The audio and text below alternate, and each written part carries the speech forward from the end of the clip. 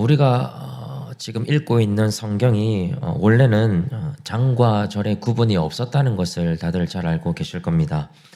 16세기가 되어서야 장과 절의 구분이 되어 있는 성경이 출판되기 시작했습니다. 아무래도 성경이 처음 기록될 시기부터 구분된 것이 아니고 또 오늘날보다 성경에 대한 이해가 부족했던 과거에 이것을 조금 인위적으로 구분하려고 하다 보니까요. 성경의 장절 구분이 생각보다 자연스럽지 않은 부분이 덜어 있습니다. 물론 그동안 많은 교정의 과정을 거쳐왔지만 성경의 장절 구분이 성경을 읽는데 편의는 제공해 줄 수 있지만 성경 자체를 이해하는 데 큰 도움을 주는 것은 아니라고 볼 수 있습니다. 그래서 학자들은 성경을 장절 중심으로 읽지 말고 이야기 중심, 이것을 이제 내러티브라고도 하는데요. 이야기 중심으로 성경을 읽고 해석해야 한다라고 이야기하기도 합니다. 자, 오늘 우리가 민수기 13장의 일부분만을 읽었습니다. 자, 그런데 민수기 13장과 14장은 하나의 이야기를 이루고 있습니다. 그래서 이 이야기가 민수기의 핵심 중에 하나이고 또 소위 출애굽 1세대 사람들의 운명을 결정짓는 내용이기 때문에 여러분들께서도 가능하시면 긴 호흡으로 13장부터 14장까지 한 번에 읽어보시는 것이 내용을 파악하는 데 훨씬 더 도움이 될 수 있습니다. 그래서 이 시간에도 민수기 13장에서 14장까지 전체를 아우르면서 말씀을 한번 살펴보도록 하겠습니다. 자, 민수기 13장 첫머리에는 가나안 땅 정탐을 출발하기 전의 이야기가 나옵니다. 자, 여기에는 정탐꾼들의 임무와 정탐의 목적이 무엇인지를 설명합니다. 17절 이하에 보시면 모세가 정탐꾼들에게 명확하게 임무를 부여하는 장면이 나오죠. 모세가 요구했던 것은 크게 보면 두 가지였습니다. 첫 번째는 군사적인 정보를 파악하라라고 명령을 합니다. 그 땅의 주민이 강한지 약한지, 많은지 적은지, 또 그들이 살고 있는 성읍이 진영을 이루고 있는지 산성인지를 점검하면서 정복 전쟁에 필요한 군사적인 정보를 수집하라라고 명령을 하죠. 굉장히 적절한 임무였다고 생각을 합니다. 두 번째는 경제적인 정보를 파악하라라고 명령합니다. 땅이 좋은지 나쁜지, 그래서 토지는 비옥한지, 또 그 땅의 열매를 가져와서 그 땅이 얼마나 경제적으로 가치가 있는지를 가늠해 보려고 했습니다. 이스라엘이 그 땅에 들어가서 실제로 살아야 하기 때문에 충분한 경작과 수확이 가능한 땅인가? 이걸 확인하는 것은 이스라엘에게는 굉장히 현실적인 문제였을 것입니다. 이렇게 정탐꾼들이 분명한 목적을 가지고 정탐을 시작했고 오늘 함께 읽었던 25절부터는 40일간의 정탐을 끝내고 그 결과를 이스라엘 회중들에게 보고하는 장면이 나타나고 있습니다. 그럼 27절을 한번 보실까요? 자, 처음에 보고를 시작할 때는 분위기가 나쁘지 않았습니다. 정탐꾼들은 그 땅이 정말로 젖과 꿀이 흐르는 땅이었다라고 보고하고 있습니다. 자, 그런데 28절부터 분위기가 완전히 달라집니다. 그 땅이 젖과 꿀이 흐르는 땅이 맞기는 하지만 그러나 그 땅의 거주민은 강하고 성읍은 크고 견고하고 안악자손을 보았다라고 말을 합니다. 약속의 땅에 대한 악평이 시작됩니다. 그럼 고고학적인 연구 결과를 보면 그때 당시에 가나안 땅에 존재하던 성벽의 높이가 약 9에서 15m 정도가 되고요. 성벽의 폭이 4에서 한 5m 정도 되었다는 것을 감안해 보면 이스라엘의 정탐꾼들이 성읍이 크고 견고하다라고 보고했던 것은 완전히 거짓말을 하고 있는 것은 아닙니다. 또 안악자손이 상당한 거구였다는 것을 감안하면 보고 그 자체는 대부분 사실에 근거한 내용이었습니다. 자, 그런데 문제는 무엇이냐면 정탐꾼들이 가나안 땅을 바라보는 관점입니다. 자, 민수기 13장 2절로 돌아가 보면 하나님께서 모세에게 이렇게 말씀을 하십니다. 우리 같이 한번 읽어보겠습니다. 시작.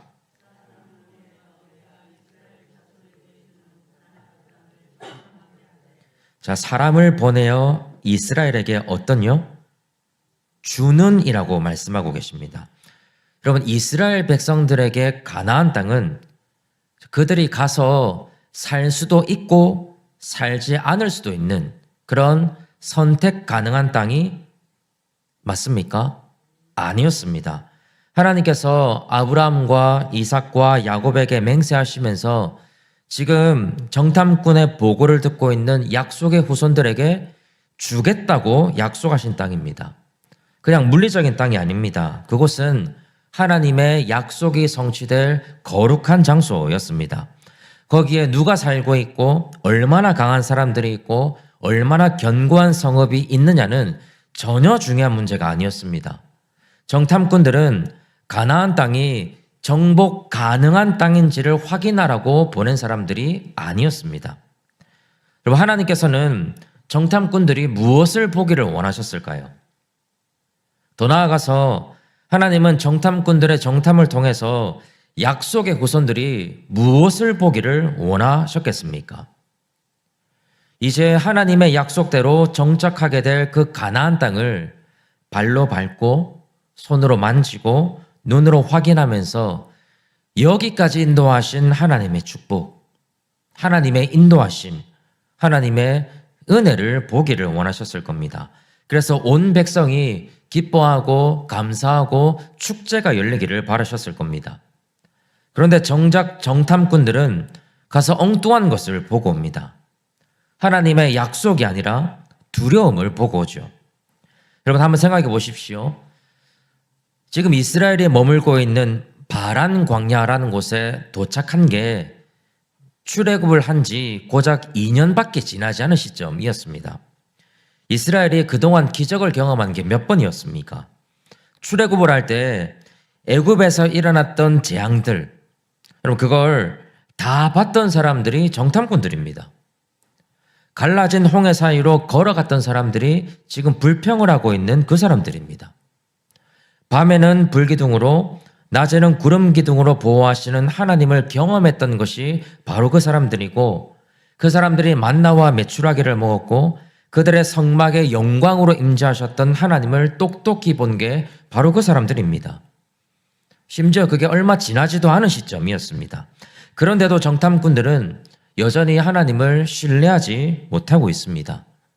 스스로가 만들어낸 공포감에 사로잡혀서 하나님께서 주신 땅을 악평하고 하나님이 주시겠다라고 말씀하시는데도 그 땅을 차지하지 못한다라고 단정짓고 있습니다. 게다가 33절에 보시면 그들 스스로를 메뚜기라고 폄하합니다. 여러분, 이런 악평이 하나님의 입장에서는 어떻게 들리겠습니까? 그들과 동행하고 있는 하나님마저도 힘없고 무력한 존재로 폄하한다라고 느끼지 않으시겠습니까? 14장으로 넘어가면 더 심각한 일이 벌어집니다. 여러분, 설령 정탐꾼들이 하나님을 신뢰하지 못하고 하나님께서 주시겠다고 약속하신 그 땅을 악평하더라도 지금껏 하나님의 역사하심을 똑똑히 경험했던 이스라엘의 회중이라면 어떻게 반응해야 했겠습니까? 당연히 정탐꾼들을 질책해야 하지 않겠습니까? 갈렙과 여호수아처럼 능히 이길 수 있다고 오히려 정탐꾼들을 타이르고 격려하고 때로는 혼을 내면서까지 하나님을 신뢰하는 게 얼마나 중요한 일인지를 가르쳐야 하는 게 당연한 일 아니겠습니까? 근데 여러분 14장 1절을 보면 회중이 어떻게 반응합니까? 밤새도록 통곡합니다. 정탐꾼들이 보고했던 불신앙의 말에 마음이 다 녹아내려서 모세를 원망하기 시작하고 심지어는 입 밖에 내서는 안 될 말들을 쏟아냅니다. 우리가 애굽에서 죽었으면 좋았을 텐데, 차라리 이 광야에서 죽는 것이 나을 텐데. 여러분, 이 말 한마디로 이스라엘은 지금까지 인도하신 하나님의 은혜를 물거품으로 만들어버립니다.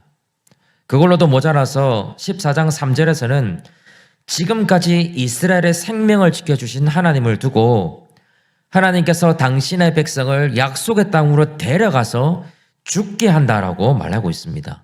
이거 하나님을 모욕하는 말이죠. 그리고 결정적으로 한마디를 덧붙입니다. 애굽으로 돌아가는 것이 낫겠다라고 이야기합니다. 지금 이 장면을 잘 한번 생각해 보십시오.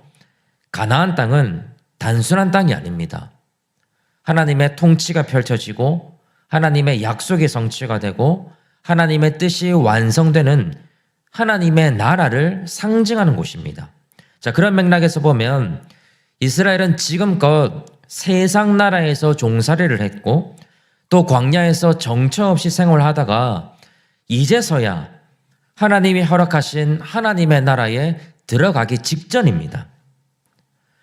하나님은 정탐꾼들을 통해서 하나님이 허락하신 그 나라가 얼마나 아름다운 곳인지 영적으로 느끼기를 원하셨을 겁니다. 그래서 하나님의 백성들이 하나님의 나라에 들어갈 것을 기대하고 기뻐하기를 원하셨을 겁니다. 그런데 이스라엘의 불평과 원망은 지금 하나님의 나라에 들어가지 않겠다라고 말하는 것과 다를 바 없습니다. 차라리 세상에서 종살이를 할 때가 훨씬 더 좋았다라고 말하면서 다시 타락하고 실패한 세상의 나라로 돌아가겠다라고 하나님의 면전에서 이야기하고 있다는 사실입니다. 여러분, 하나님의 자녀된 우리들에게 반드시 있어야 할 정말로 중요한 덕목은 믿음의 눈을 소유하는 일입니다. 조금 다른 말로 하면 우리가 살아가는 이 세상에서 수많은 일들을 마주하게 될 때 그것을 있는 그대로 볼 게 아니라 하나님의 관점에서 보고 해석할 줄 아는 능력이 우리에게는 필요합니다. 여러분, 이스라엘은 가나안 땅을 잘못 정탐한 게 아닙니다. 제대로 정탐했습니다. 보아야 할 것을 보았고 가져와야 할 것을 가져왔습니다.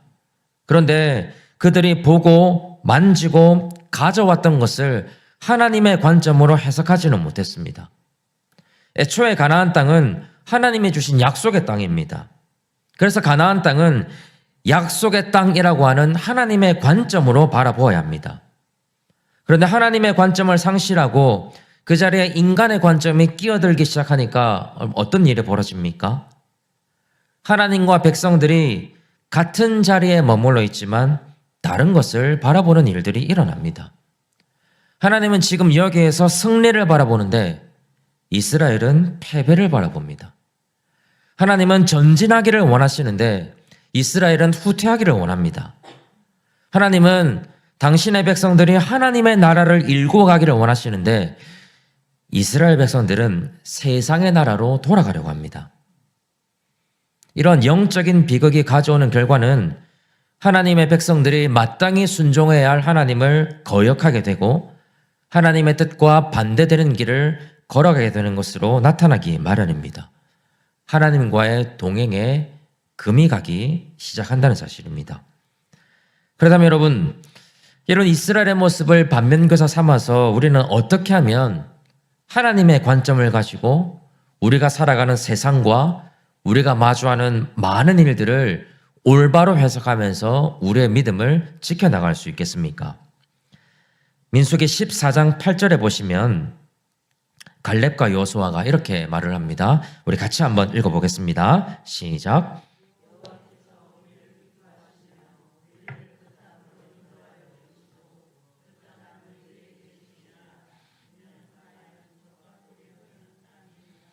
제일 앞에 보시면 누구의 이름이 나옵니까? 여호와 하나님의 이름이 나옵니다. 여러분, 갈렙과 여호수아 이 두 사람과 다른 모든 이스라엘 사람들과의 차이가 여러분 무엇입니까? 이스라엘은 지금 견고한 성읍을 말하고 안악 자손을 말하고 그들이 거대하고 자기보다 강하다라고 말하지만 갈렙과 여호수아는 하나님을 말합니다. 갈렙과 여호수아도 똑같은 걸 봤습니다. 그들도 높은 성읍과 강한 사람들을 봤습니다. 그렇지만 하나님을 신뢰했던 갈렙과 여호수아는 하나님의 관점을 가지고 그들 앞에 서 있는 강한 성읍과 거인들에게 초점을 맞추는 것이 아니라 능히 승리하게 하시는 하나님을 바라보고 있습니다. 그래서 지금 이 장면을 잘 한번 보십시오. 갈렙과 여호수아만이 하나님과 같은 방향을 바라봅니다. 그렇기 때문에 갈렙과 여호수아만이 14장 9절에서 말하는 것처럼 여호와는 우리와 함께 하신다라고 선포할 수가 있었습니다. 이스라엘은 지금 두려움에 사로잡혀 있다면 갈렙과 여호수아는 동행하시는 하나님께 사로잡혀 있다는 사실입니다. 여러분, 하나님을 신뢰한다라고 하는 것은 하나님께 사로잡혀 있다는 것을 의미합니다. 세상이 아무리 좋은 것으로 유혹해도, 때로는 세상이 아무리 무서운 것으로 겁을 줘도 하나님께 사로잡혀 있는 사람은 하나님과 같은 방향에서 모든 것을 바라보고 해석할 줄 압니다. 우리도 살아가다 보면 우리를 막아서고 있는 견고한 성읍과 나를 집어 삼킬 것 같은 안악자손을 마주할 때가 있습니다. 당연히 겁이 나죠. 두려움이 생기고 염려가 생겨납니다. 하나님께서 함께 하신다는 약속보다 현실의 문제가 훨씬 더 커 보일 때가 분명히 있습니다. 근데 여러분, 갈렙과 여호수아는 정말 일말의 두려움도 없었을까요? 애굽에서 노예 생활을 하던, 그래서 훈련이라고는 제대로 받아본 적도 없고 광야 생활로 인해서 기진맥진한 오합지졸들을 데리고 신체적으로 훨씬 더 뛰어난 가나안 사람들과 전쟁을 해야 되는데, 여러분, 그런 현실적인 문제 앞에서 요만큼의 걱정도 가지지 않았을까요? 저는 그렇다고 생각하지 않습니다. 갈렙과 여호수아도 두려운 마음이 있었을 겁니다. 하나님의 약속과 인간적인 판단이 이 두 사람의 마음 가운데서도 치열하게 싸웠을 겁니다. 그러나 갈렙과 여호수아는 하나님의 약속을 붙잡았습니다. 모든 문제보다 크신 하나님을 신뢰하고 하나님의 약속은 반드시 성취된다는 믿음을 포기하지 않았습니다. 여러분, 그제서야 이 두 사람의 마음에 생겨나는 게 무엇이겠습니까? 낙담은 사라지고 담대함이 생겨납니다. 절망은 사라지고 소망이 생겨나게 되는 것이죠. 바로 이런 하나님께 초점을 맞추려는 영적인 노력이 결국에는 두려움을 이겨내고 하나님의 편에 서는 것으로 열매 맺을 수 있다는 사실입니다. 우리도 마찬가지입니다. 우리가 살아가면서 일말의 두려움도 갖지 않는 것은 우리에게 불가능한 일입니다. 우리는 늘 두렵고 걱정이 되고 염려가 되는 일들로 우리의 인생을 채워나가게 될 겁니다. 그래서 하나님의 말씀과 약속보다 우리 인간의 판단과 기준이 우리를 지배하려고 우리를 도사릴 때가 분명히 있을 겁니다. 자, 그렇기 때문에 우리는 하나님의 관점과 세상의 관점 사이의 갈림길에서 어떤 것이든 선택해야 될 때가 반드시 오게 됩니다. 그것도 자주 오게 되겠죠. 그때마다 우리에게 필요한 자세가 무엇이겠습니까? 하나님이 우리에게 얼마나 신실하셨는가를 깊이 묵상하고 세상의 두려움이 우리를 집어삼키지 못하도록, 그래서 우리가 하나님의 관점을 잃어버리지 않도록 하나님께 시선을 고정시켜 나가야 합니다. 절대로 단번에 되지 않습니다. 끊임없이 나의 시선이 하나님께 사로잡힐 수 있도록 우리 내면에서 일어나는 영적인 싸움 가운데 긴장의 끈을 놓치지 말아야 합니다. 우리가 하나님의 편에 서는 걸 포기하지만 않는다면 어느샌가 우리에게도 두려움 중에서도 소망을 발견하게 되고 고난과 역경 속에서도 하나님의 인도하심을 확신하게 되고 아무리 벅차고 힘든 일이라고 하더라도 하나님이 그것보다 크시다는 사실을 믿음으로 고백하게 될 것입니다. 그럼 그것이 하나님의 백성이 이 세상을 해석해내는 중요한 관점이어야 한다는 사실입니다. 여러분, 그렇게 살아갈 때 우리를 옥죄해오는 낙심에서 벗어나서 하나님께서 허락하시는 담대함으로 모든 세상의 장애물 앞에서 용감하게 맞설 수 있게 될 겁니다. 저와 여러분이 그런 삶을 살아가야 하지 않겠습니까? 우리 스스로가 이렇게 다짐하시면 좋겠습니다. 아무리 벅차고 힘든 일이 찾아온다 하더라도, 그래서 두려움이 생기고 낙심이 생긴다고 하더라도 우리와 함께 하시는 하나님을 신뢰하고 끝까지 믿음을 지키면서 살아가자라고 스스로를 독려하시면 좋겠습니다. 그럼 그것이 하나님의 백성이 하나님의 나라를 살아가는 자세와 태도입니다. 이제 말씀 맺겠습니다. 제가 지난주에 중고등부 수련회를 다녀왔습니다. 저희가 인원도 적고 장소도 음향이 잘 갖추어져 있지 않아서 정말 기타 하나만 들고 찬양을 하고 마이크도 없이 설교도 하고 예배를 드리면서 이렇게 말씀드리긴 그렇지만 좀 옛날 생각이 많이 났습니다. 수련회 때도 그렇고 요즘 중고등부 예배 시간에 저희가 자주 부르는 찬양이 시선이라는 찬양입니다. 제가 오늘 설교를 준비하면서 이 찬양이 계속 입에서 맴돌았습니다. 제가 가사를 준비했는데요. 제가 일부러 빨갛게 된 부분을 좀 표시를 해뒀습니다. 내게로부터 눈을 들어 주를 보기 시작할 때 주의 일을 보겠네. 내 작은 마음 돌이키사 하늘의 꿈 꾸게 하네. 주님을 볼 때 성령이 나를 변화시켜 모든 두려움 사라질 때 주의 일을 보겠네. 황폐한 땅 한가운데서 주님 마음 알게 되리.